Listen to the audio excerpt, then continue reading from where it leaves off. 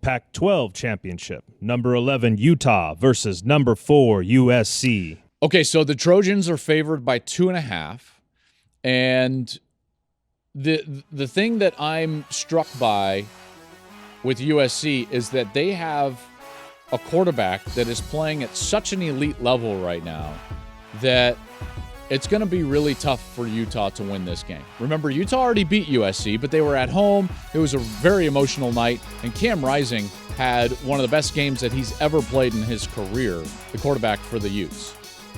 So now Williams is even a different player than he was then. Now, listen, he was playing great and kind of beat up Utah in a large way because, remember, Utah had to go for it on a 2-point conversion in order to win.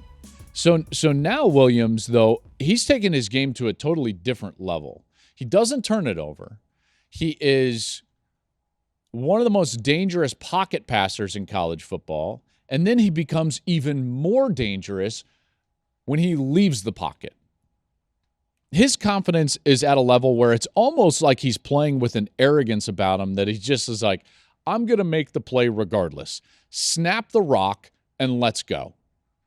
Caleb's game right now is as good as I've seen in a long time. He's running away with the Heisman Trophy. Can't say I argue with that at all, actually. Likely he's going to get my vote. And his style of play is a style that has really hurt Utah this year. Remember that opening week loss to Florida? What hurt Utah in that game? Other than mistakes late from their offense, it was the fact that they couldn't deal with a mobile quarterback in Anthony Richardson.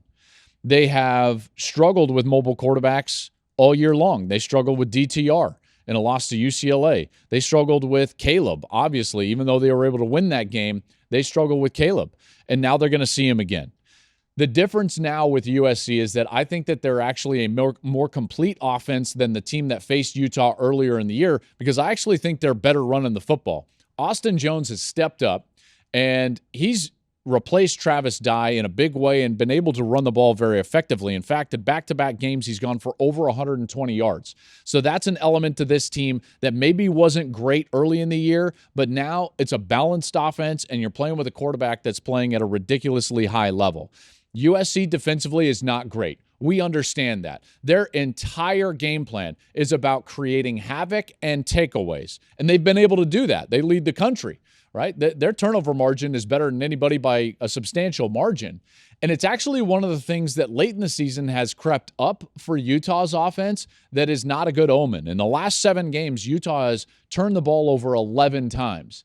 I think that this is a bad matchup in that respect. And even though USC fans are going to kill me for this because you want me to remain consistent, I've gotten a lot of Trojan fans that say, Klatt, please say that this is a bad matchup and that we're going to lose because you've done that in back-to-back weeks and they've won. But I don't feel that way. Utah doesn't have the emotion. They're not playing at Salt Lake. USC is a better version of what they were in the middle of the year, and I'm going to take USC in this game. I think USC wins the Pac-12, and I think that they go to the playoff, and I think that they cover that 2.5. It's a small number, and I think that they're able to get it done. USC wins the Pac-12 championship. Hey, thanks for watching. If you enjoy that clip, make sure you click subscribe somewhere down here. From game highlights to exclusive interviews and rankings, we've got everything you need as a college football fan right here, College Football on Fox.